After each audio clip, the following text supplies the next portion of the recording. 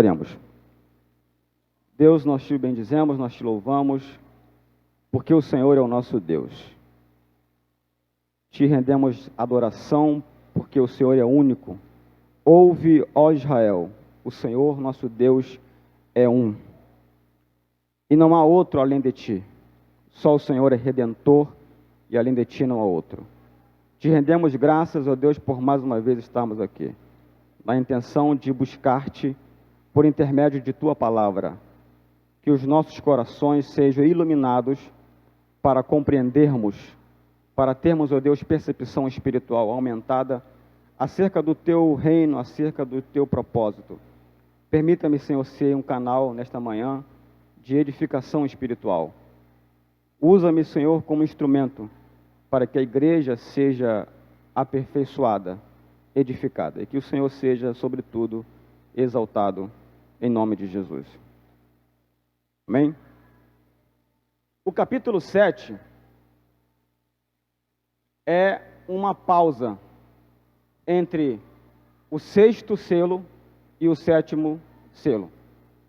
Nada acontece aqui no capítulo 7. O capítulo 7 é apenas um resultado, é uma consequência do que aconteceu anteriormente em todo o capítulo 6.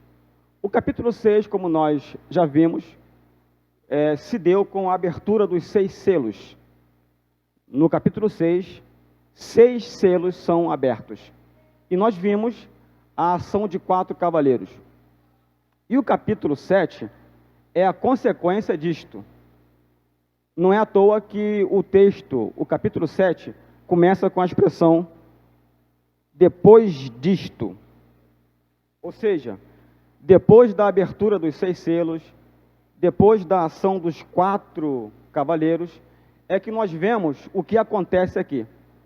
O capítulo 7, eu posso dizer que ele é composto de 2 blocos. Primeiro, aparece a selagem de 144 mil. E depois, aparece uma multidão incontável, oriunda de nações, povos, tribos e línguas, em pé diante do trono, prestando, adorando ao Cordeiro. E nós sabemos, pelo texto, que essa multidão, ela é proveniente da grande tribulação. Isto é, o capítulo 7 mostra efetivamente o resultado da ação dos 4 cavaleiros. Nós aqui vimos que, durante a ação dos 4 cavaleiros, o evangelho é pregado por todo mundo. E essa pregação é muito interessante porque ela é feita a partir dos céus. E ela atinge todas as nações, povos, tribos e línguas. De modo que o capítulo 7 apenas mostra o resultado disto. Amém? Nos versos anteriores, no capítulo 6, no verso 15 ao 17, que é um evento anterior à selagem desses 144 mil. Capítulo 6, do 15 ao 17, diz assim: os reis da terra, os grandes, os comandantes, os ricos, os poderosos, e todo escravo e todo livre, se esconderam nas cavernas e nos penhascos dos montes, e disseram aos montes e aos rochedos: caí sobre nós, e escondei-nos da face daquele que se assenta no trono, e da ira do Cordeiro, porque chegou o grande dia da ira deles, e quem é que pode suster-se? Então, o sexto selo termina com essa advertência. Ou seja, está sendo anunciado aqui o dia da ira do Cordeiro, que é o mesmo que dizer o dia do Senhor. Então, podemos aqui supor que o dia do Senhor começa efetivamente com a abertura do 7º selo. E o capítulo 7 fica entre o 6º selo e o 7º selo. O 6º selo anuncia, pré-anuncia o dia, o grande dia e terrível dia do Senhor. Amém? Então, os 6 selos é um período de tribulação, mas o 7º selo é um período mais rígido, mais grave, que é chamado também de a 70ª semana de Daniel. São os últimos 7 anos. Amém? Compreenderam? Então, o que é o capítulo 7? É um intervalo, é um parêntese entre o 6º e o 7º selo. Está para começar o grande e terrível dia do Senhor. Em várias partes da Bíblia, encontramos formas de castigo enviadas diretamente por Deus. O dilúvio, a destruição de Sodoma e Gomorra e as 7 últimas pragas, trombetas e taças. Essas ocorrências todas diferem dos resultados resultantes de origens naturais. Deus não promete nenhuma proteção especial para os acontecimentos corriqueiros da natureza. Quando um terremoto acontece, atinge a todos, quer os homens sejam bons, quer sejam maus. Porém, quando há um julgamento especial por causa da iniquidade do homem, um julgamento que Deus tem de impor pessoalmente, então, ao povo de Deus será primeiramente estendida toda a proteção. Assim foi, por exemplo, que o anjo recomendou a Ló: apressa-te, refugia-te nela, pois nada posso fazer, enquanto não tiveres chegado lá. Ao povo de Deus sempre é prometida proteção em face do juízo de Deus. O que é então o capítulo 7? O capítulo 7 começa falando de uma selagem dos servos de Deus. Certo? O capítulo 7 mostra 2 classes de pessoas. As pessoas que morreram, tá certo? Durante o período tribulacional, que foram martirizadas, elas aparecem aqui ressuscitadas, tá certo? O 5º selo mostra as almas daqueles que foram degolados por causa do testemunho de Jesus e por causa da palavra de Deus. Ou seja, eles foram martirizados em razão de sua fé em Cristo. Então, eles aparecem no 5º selo, reivindicando, clamando por vingança. E eles recebem vestiduras brancas. Não lhes foi dado ordem para vesti-las. Mas no capítulo 7, aparece uma multidão incontável vestida de vestidos brancos, adorando o Cordeiro. Então, o capítulo 7 mostra claramente 2 classes de pessoas. As pessoas que foram mortas e que agora aqui aparecem ressuscitadas e que foram provenientes da grande tribulação, e as pessoas vivas, certo? As pessoas que foram salvas durante a grande tribulação, elas terão que ser seladas, isto é, terão que ser protegidas. E por quê? Porque elas enfrentarão as 7 últimas pragas, certo? Mas com este selo, elas passarão incólumes a todo o período final de tribulação. Por isso é que elas devem ser seladas. O selo de Deus indica, primeiro, indica propriedade, indica pertencimento. Quando Deus sela alguém, quer dizer que aquela pessoa pertence a Ele. E o selo também indica proteção. Então, os que foram selados serão protegidos de toda a ocorrência do 7º selo. Isto é, elas continuarão vivas após a grande tribulação, após o 7º selo. Após o 7º selo, elas estarão vivas na terra. Certo? Então, o capítulo 7 mostra isso. 2 tipos de pessoas. Os que morreram durante a grande tribulação, que foram martirizadas, e que no capítulo 7 aparecem ressuscitadas, e as pessoas vivas, que serão agora seladas. Amém? Em harmonia com esse princípio, o povo de Deus será livre antes que a tribulação se inicie. O arrebatamento terá de ocorrer antes da tribulação, posto que esses castigos da tribulação não serão ocorrências comuns da natureza, mas sim visitações diretas da parte de Deus. Os grandes homens da terra reconhecerão o fato e assim o declararão. Entretanto, haverá muitas pessoas que serão salvas durante esse período. A essas pessoas também deverá ser conferida proteção, motivo porque serão seladas. se tivessem sido mortas, naturalmente não teriam necessidade dessa selagem, mas se estiverem vivas no fim do período da tribulação, terão de enfrentar as 7 últimas pragas, que serão muitíssimos mais severas e terríveis. E o selo que lhes for aplicado é que as salvará dessas pragas. Então, o que é que nós vemos aqui? O capítulo 7 nos mostra 2 blocos. Primeiro, a selagem dos que ficaram vivos, certo? E depois, a visão dos mártires glorificados. O 5º selo, repito, o 5º selo mostra os mártires, aqueles que foram mortos, em razão de sua fé em Cristo, nesse período. O capítulo 7 mostra essa multidão de salvos, certo? Ressuscitados, tá certo? Sendo glorificados. E a parte inicial mostra o quê? A selagem. Por que é que elas foram seladas? É simples. É porque elas não foram mortas. Elas passarão pelas ocorrências do 7º selo. Mas elas serão protegidas, porque selo é para isso. O selo de Deus indica pertencimento e indica proteção. Agora, eu vou dizer agora. A identidade dos 144 mil selados. Quem são esses que serão selados? Há muita especulação, há muita linha, né, que fala desse texto. É claro que quem fala isso usa uma interpretação alegórica, certo? Há muitas linhas que alegorizam esse texto, dizendo que esse é o número de pessoas salvas que habitarão os céus.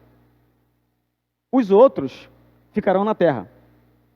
Mesmo sendo salvos, mesmo sendo justos, não irão para o céu, habitarão na terra. Só que, toda a Bíblia, nós precisamos fazer uma leitura, dar uma interpretação literal. Sempre que possível, interprete as passagens, as palavras, no seu sentido comum, no seu sentido ordinário. Ou seja, interprete literalmente as palavras. A não ser que haja expressões figuradas. Mas mesmo assim, toda expressão figurada, ela carrega consigo uma ação literal. Então, busque sempre o sentido literal. Se um texto que você lê fizer para você sentido, não busque outro sentido. Entendeu? Se você lê um texto e fez sentido, não busque outro sentido. Interprete as palavras no seu sentido normal, ordinário. Quem serão ou quem são esses que serão selados? Vamos ler o verso 4. Então ouvi o número dos que foram selados, que eram 144 mil de todas as tribos dos filhos de Israel. Não são americanos, não são italianos, não são japoneses, são de fato judeus. Esses 12 mil selados de cada tribo são efetivamente judeus. Tá certo? São pessoas que durante esse período final, que vai começar agora aqui, que é a abertura do 7º selo, esses são de fato judeus. Apocalipse 14, de 1 até 5.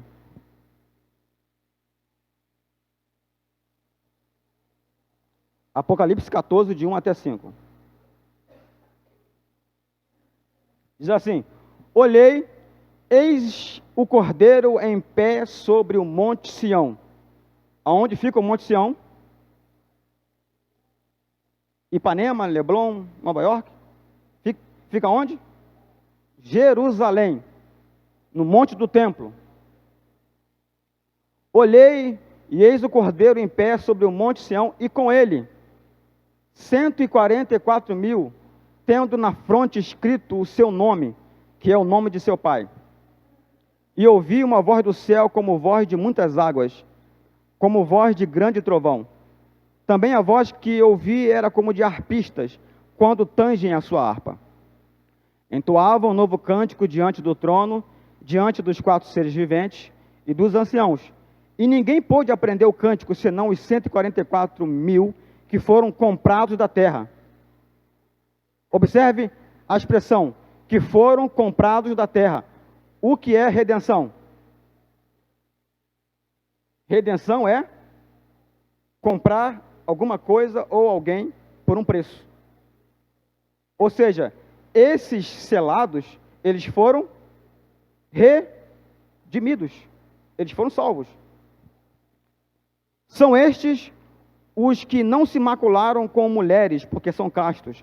São eles os seguidores do Cordeiro, por onde quer que vá. São os que foram redimidos dentre os homens, primícias para Deus e para o Cordeiro. Quem são esses selados? São as primícias do povo judeu. O capítulo 14 mostra aqui o Senhor na sua vinda com esses selados. Então, esses selados, eles serão as primícias de Israel. O que são primícias? Os primeiros frutos. Por quê? Está prometido ao povo de Israel uma redenção.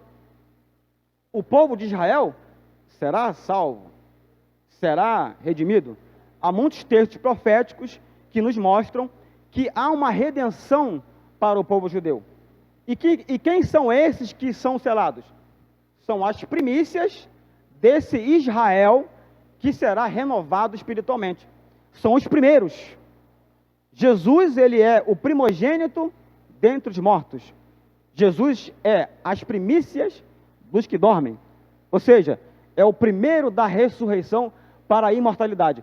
E esses judeus que foram selados são as primícias do Israel que será redimido por ocasião da volta de Cristo.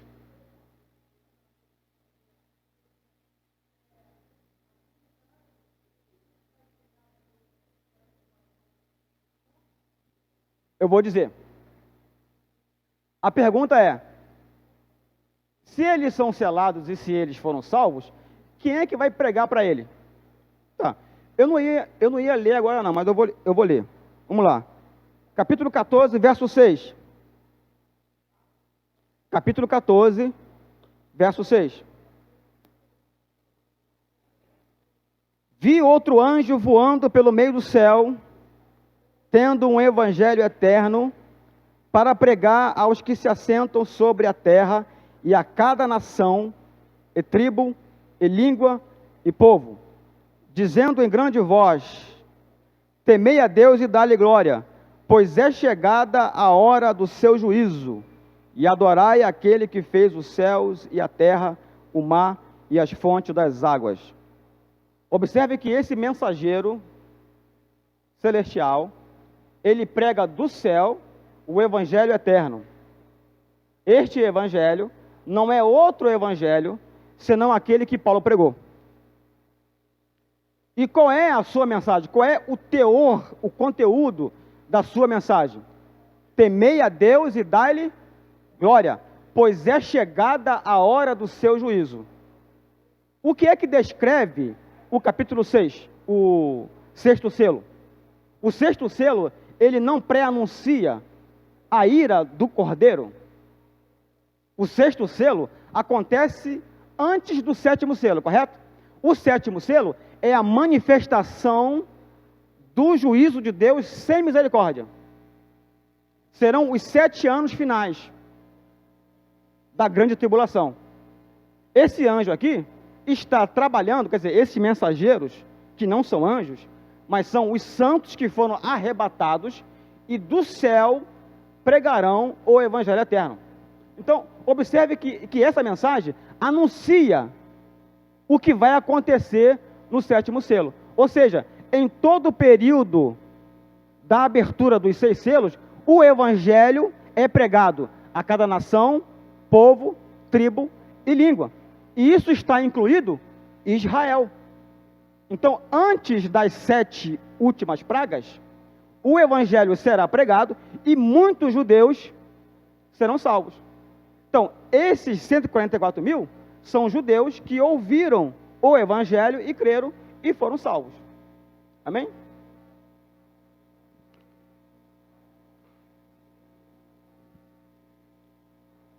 Então, são de fato judeus que serão protegidos antes das 7 pragas. Serão as primícias de Israel. Estes 144 mil judeus selados serão as primícias do Israel redimido.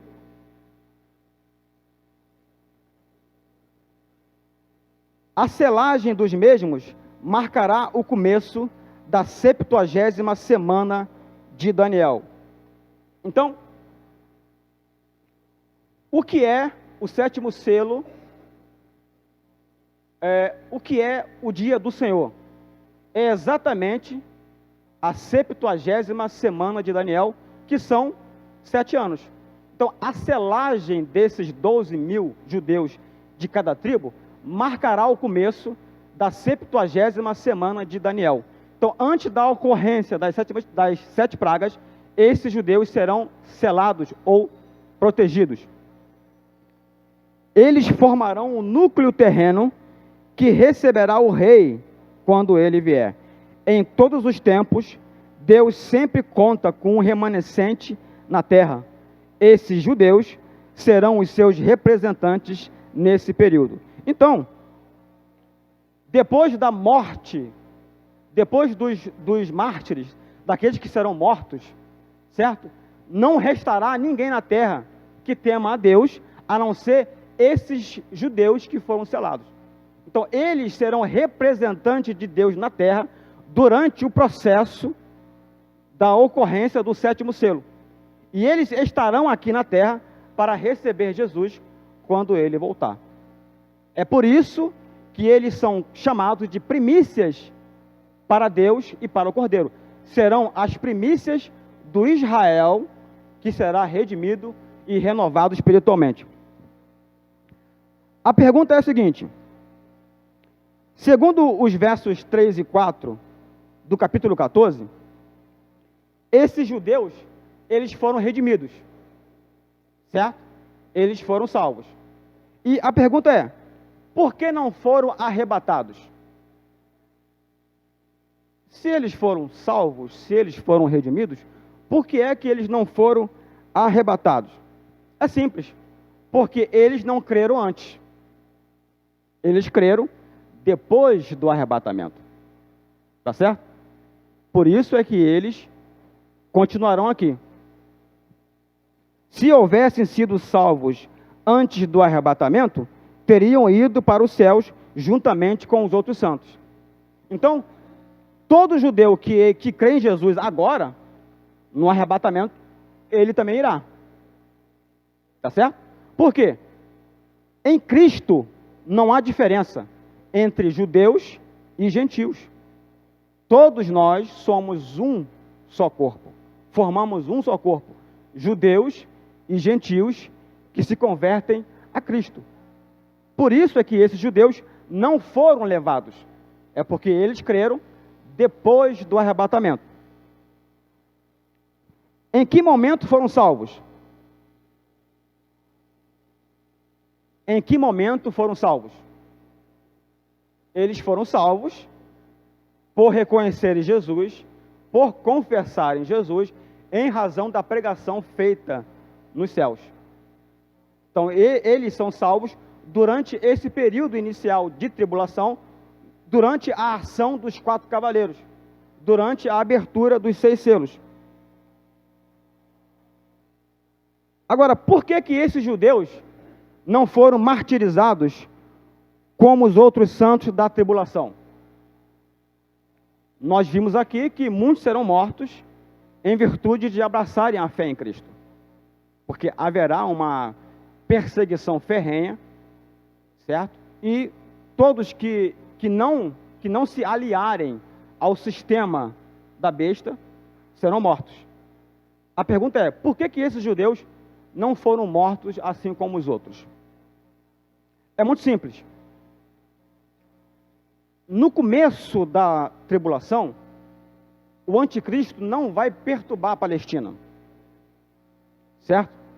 Haverá um acordo, uma aliança entre os judeus e muitos outros povos, certo? Certamente, durante essa aliança, os judeus voltarão a oferecer a Deus sacrifícios conforme os rituais mosaicos. Por quê? Porque o templo voltará a ser construído. Tá certo? Então, no começo, Israel vai estar seguro, tranquilo. O anticristo não vai perturbá-los. Certo? E por essa razão, que esses judeus não foram mortos, assim como os outros foram mortos. Amém? A razão de terem escapado é que serão judeus que habitarão na Palestina, região essa que durante algum tempo estará isenta de perseguições movidas pelo anticristo. Sabemos que o anticristo tentará satisfazer aos judeus, pelo que também não haverá de persegui-los durante esses primeiros anos. Entretanto, posteriormente, o anticristo voltar-se-á contra os judeus, e haverá tribulação na Palestina pelo espaço de 3 anos e meio antes da volta de Cristo. Então, o anticristo só vai invadir Jerusalém nos 3 anos e meio finais da grande tribulação. Certo? Período esse que é chamado por Jeremias, tempo de angústia para Jacó. Mas será apenas o período final. Então, no período inicial, não haverá perseguição contra os judeus. E é devido a isto, é por este fato, que esses judeus não serão mortos. Mas, entretanto, antes que se comece o 7º selo, que é o dia do Senhor, eles serão marcados, eles serão selados, isto é, eles serão protegidos. E eles estarão vivos, passarão incólumes durante todo o período, e estarão vivos aqui, quando o Senhor Jesus Cristo voltar. Conclusão, então, dessa parte, desse primeiro assunto. Não tendo sido mortos por causa de sua fé, não se encontrarão na companhia dos santos da tribulação que foram ressuscitados dentre os mortos.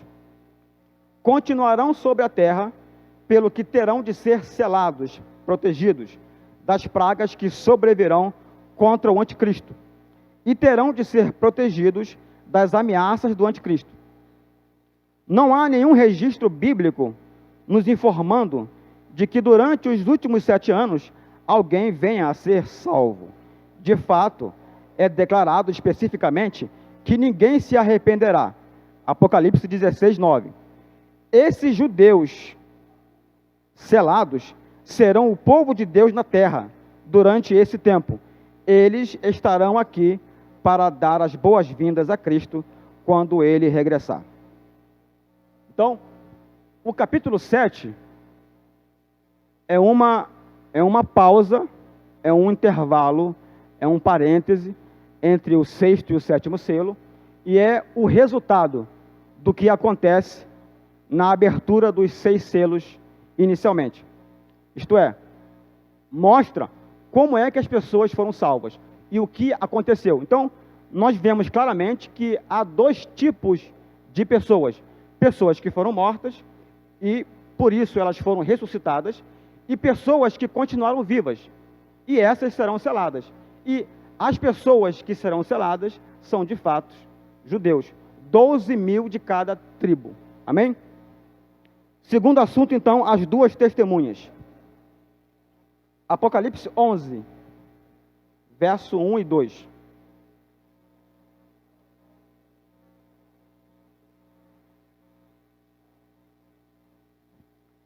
Diz assim: foi-me dado um caniço semelhante a uma vara, e também me foi dito: dispõe-te e mede o santuário de Deus, o seu altar, e os que nele e os que naquele adoram. Mas deixa de parte o ato exterior do santuário, e não o meças, porque ele foi dado aos gentios, estes por 42 meses, calcarão aos pés a cidade santa. A ideia que esse texto nos traz é que o templo será reconstruído. E aqui fala de um período de 42 meses, que são 3 anos e meio. Aqui diz que os gentios, durante esse período de 3 anos e meio, calcarão aos pés a cidade santa. A palavra calcarão ou calcar significa pisar esmagando. Isto é, não é um passeio turístico. Não são pessoas que vão lá para curtir a terra, para desfrutar da terra, mas pessoas que vão oprimir, porque calcar é pisar esmagando. Isto é, refere-se ao tempo em que o anticristo, com as suas tropas, invadirão Jerusalém, e por 3 anos e meio, eles estarão ali, oprimindo, massacrando, até que o Senhor volte. Aliado a esse texto também, eu quero ler com vocês um texto correspondente a este, Lucas 21, 20 a 24. Acerca desse texto aqui, há 3 evangelhos que falam desse sermão profético: Mateus, Marcos e Lucas.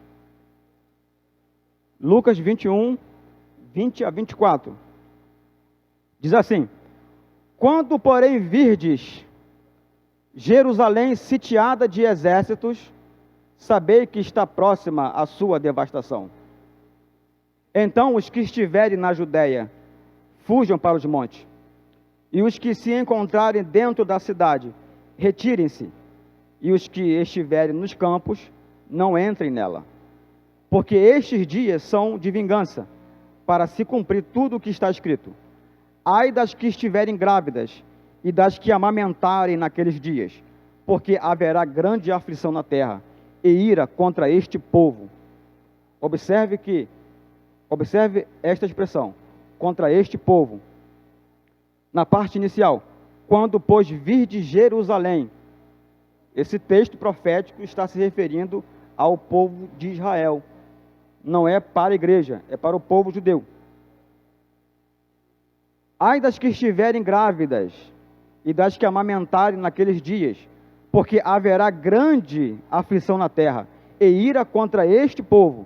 Cairão ao fio da espada, e serão levados cativos para todas as nações, até que os tempos dos gentios se completem. Jerusalém será pisada por eles. Observe que é o mesmo conteúdo que Apocalipse 11, 2. Aqui fala do tempo dos gentios. Há muitas linhas que dizem que o tempo dos gentios refere-se a um tempo de dominação gentílica sobre a nação judaica, que vai de Babilônia até a volta de Cristo. Eu não concordo com isso. O tempo dos gentios é equivalente ao período de 42 meses. Ou seja, é o período de tempo que corresponde aos 3 anos e meio finais da grande tribulação, período no qual o anticristo invadirá Jerusalém e fará o que está aqui descrito.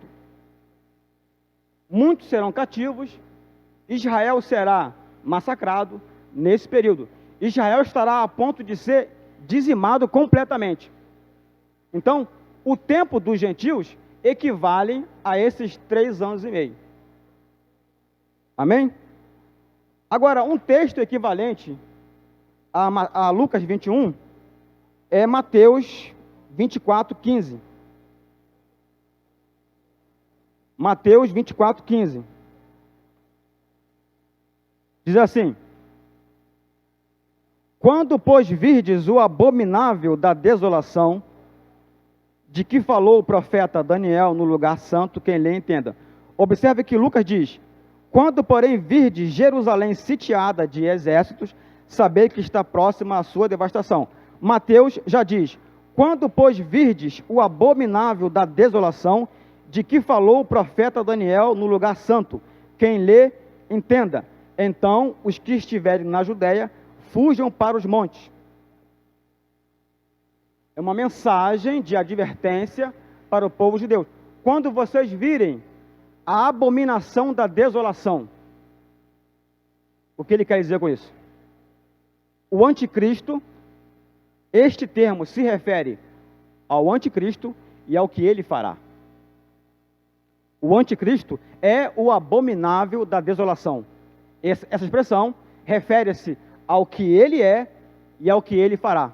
Ele vai invadir Jerusalém, ele vai entrar no santuário, e como escreveu Paulo, ele vai entrar no templo de Deus, no santuário de Deus, ostentando-se como se fosse o próprio Deus. Isto é uma profanação, isto é uma abominação.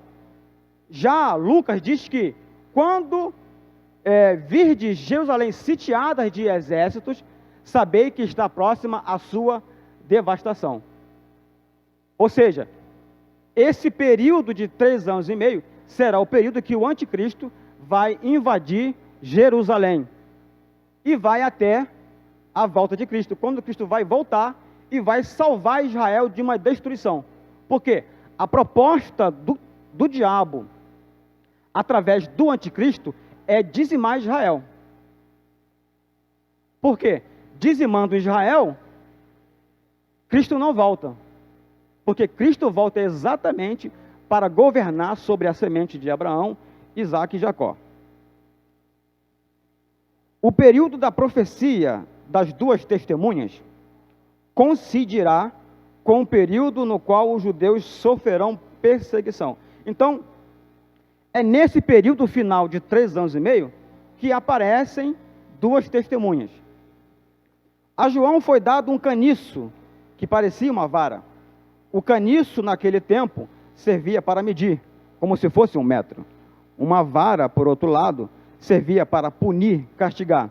Esse caniço servia para medir e castigar. Segue-se daí que quando uma propriedade é possuída ou redimida, deve haver uma pesquisa topográfica e um inventário. Depois disso, haverá uma limpeza geral. Ou seja, nessa visão aqui que João viu esse caniço, semelhante a uma vara, qual é o sentido disso? Israel será castigado, sofrerá castigos, será disciplinado, certo? Mas também será redimido. O plano de Deus para Israel é redimir Israel. Tá certo? Então, essa tribulação não é somente para castigar Israel, mas é para redimir Israel. Então, o texto fala de disciplina e fala de recuperação, fala de redenção do povo judeu. Assim diz o Senhor, Jeremias 35:7. Assim diz o Senhor, ouvimos uma voz de tremor e de temor, e não de paz. Perguntai, pois, e vede se acaso um homem tem dor de parto. Porque vejo, pois, a cada homem com as mãos na cintura, como a que está dando à luz. E por que se tornaram pálidos todos os rostos? Ah, que é grande aquele dia, e não há outro semelhante. É tempo de angústia para Jacó, porém será livre dela. Observe que esses textos proféticos, eles estão amarrados com Apocalipse 11, que trata da operação ou do trabalho das duas testemunhas. O texto descreve um período de 42 meses, que equivale a 3 anos e meio. 3 anos e meio será o tempo o qual o anticristo tentará forçar os judeus a o adorarem. Esses 42 meses não representam a duração total do reino do anticristo. O total não é dado nem aqui e nem em parte alguma. Esse será o tempo durante o qual o anticristo e as suas hordas gentílicas tentarão possuir a Palestina. Falando sobre o anticristo, escreveu o profeta Daniel, Daniel 9:27. Ele fará aliança com muitos por uma semana, isto é, por 7 anos. Na metade da semana, 3 anos e meio, fará cessar o sacrifício e a oferta de manjares. Sobre a asa das abominações virá o assolador, até que a destruição que está determinada se derrame sobre ele. Então, tanto Mateus 24, quanto Lucas 21, quanto Marcos, se não me engano, Marcos 13, Apocalipse 11, fala desse período. Daniel 9:7 fala de uma semana de anos, fala de uma aliança que será feita com muitos, especialmente com o povo judeu. Durante uma semana será feita uma aliança, mas no meio da semana essa aliança será quebrada. E a adoração que vai se iniciar, segundo os rituais mosaicos, será cessada. E virá o assolador. Ou seja, é o período de tempo em que o anticristo vai assolar Israel. E é nesse período que as duas testemunhas aparecem. As duas testemunhas. Existe muita especulação quanto à identidade das duas testemunhas. Seus nomes não são revelados. Há suposições de que essas duas testemunhas sejam enviadas dos céus, a exemplo dos cavaleiros e mensageiros provenientes de lá, e porque possuirão poderes sobrenaturais. Alguns pensam que talvez sejam Enoque e Elias, porque foram os únicos que nunca morreram. A João foi dito que essas duas testemunhas são as duas oliveiras, bem como os dois candeeiros que estão perante o Deus de toda a terra. Apocalipse 11:4. Diz assim: são estas, isso aqui é uma referência às duas testemunhas, são estas as duas oliveiras e os dois candeeiros que se acham em pé diante do Senhor da terra. Em Mateus, aliás, em Lucas 24, 1:7, quando o Senhor Jesus Cristo ressuscita, as mulheres foram até ao túmulo para fazer a purificação e tudo mais, e aparecem para elas dois varões vestidos de branco, certo? Que testemunham, que testificam que o Senhor Jesus Cristo ressuscitou, certo? Então, esses dois varões não são anjos. O texto não fala de anjos, fala de varões vestidos de branco. Então, eles foram testemunhas da ressurreição do Senhor Jesus Cristo. Isso está em Lucas 24, de 1 até 7.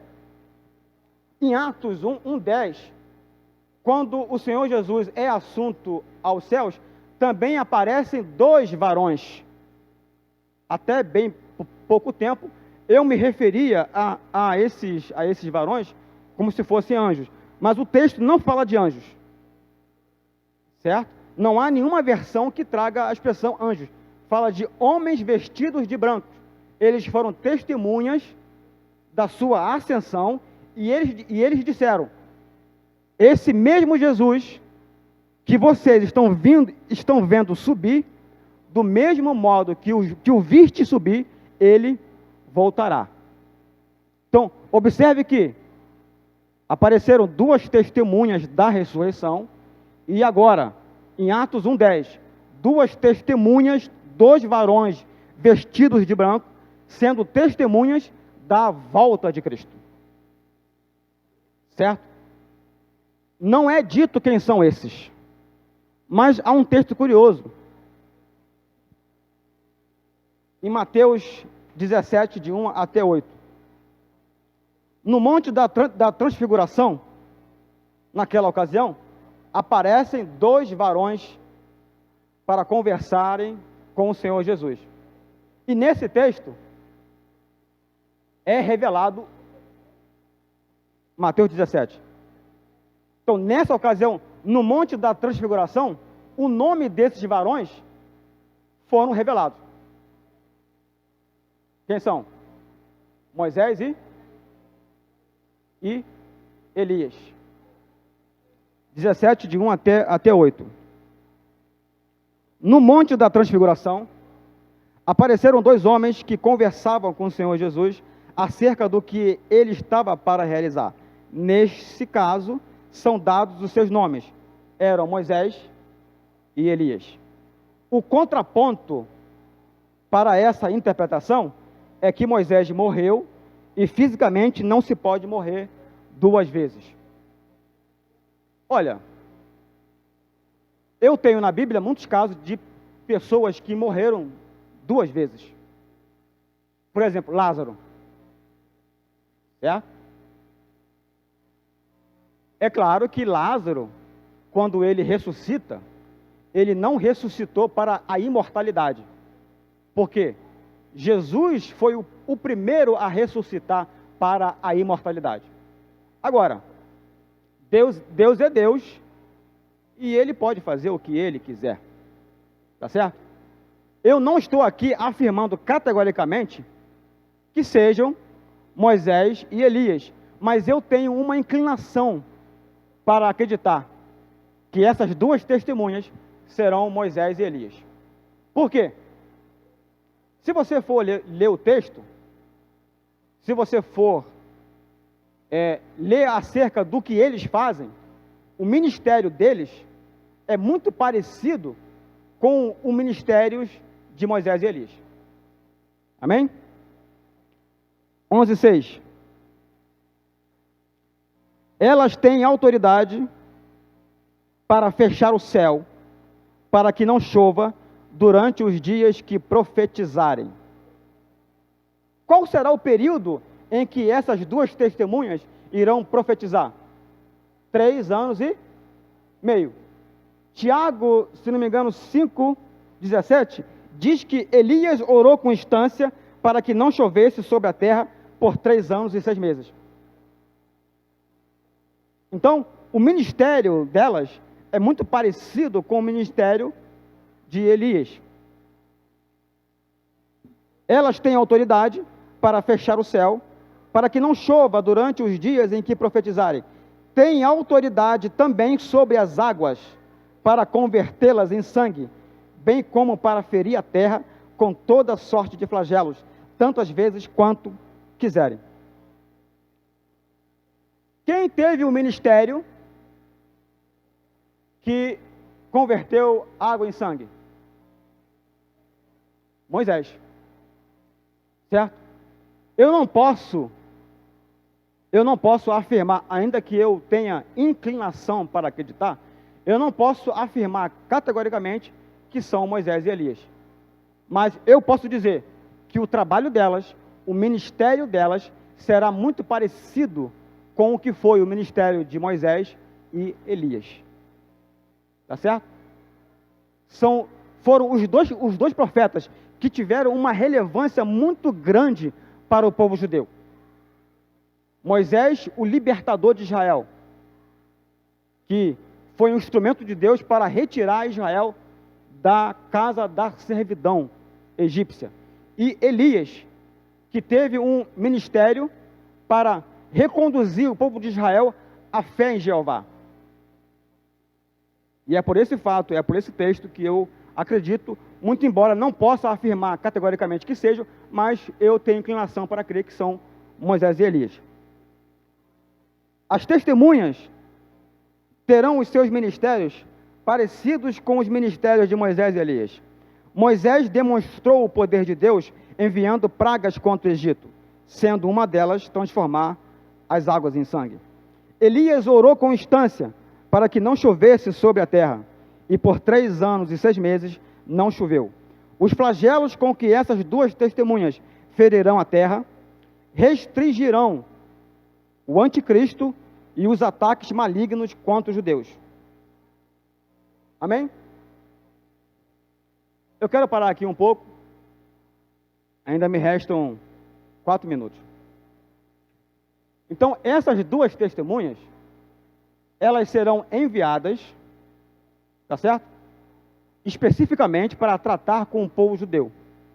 E se não fosse por elas, nenhum judeu seria salvo. Por quê? O trabalho delas é justamente restringir a operação do anticristo e conduzir Israel à fé no Messias, naquele Messias que eles rejeitaram. Então, o trabalho deles será convencer Israel de que Jesus Cristo era de fato o Messias que eles não quiseram receber.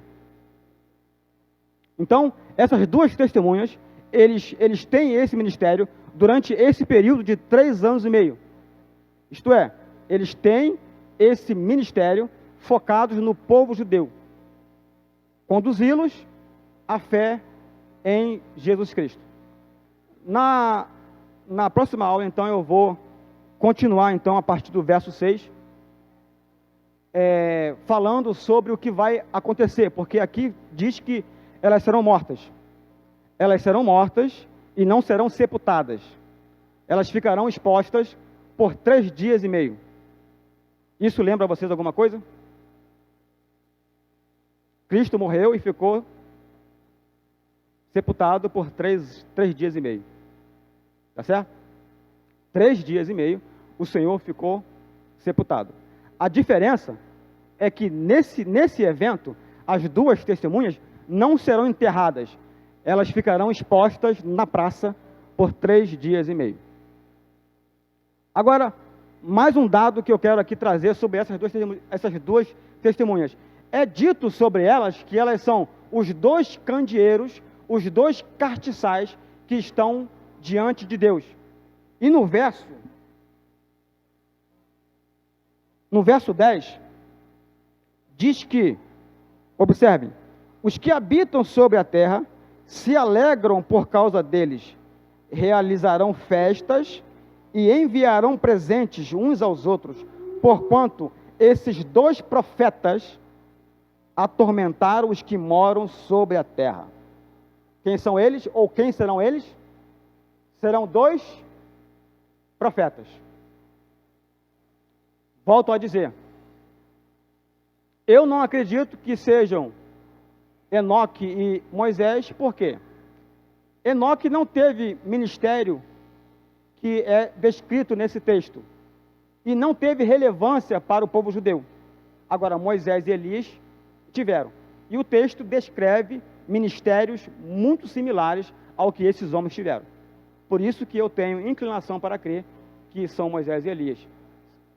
Isto é, são os 2 candeeiros que estão em pé diante de Deus, são os 2 profetas, amém? Na próxima aula, então, eu concluo essa parte e entro na parte final, que é a salvação dos judeus, amém? A Bíblia fala que todo Israel será salvo, ou seja, não quer dizer que cada judeu individualmente será salvo, quer dizer que muitos em Israel serão salvos, quer dizer que a nação, quer dizer, Israel como nação, será salvo, amém?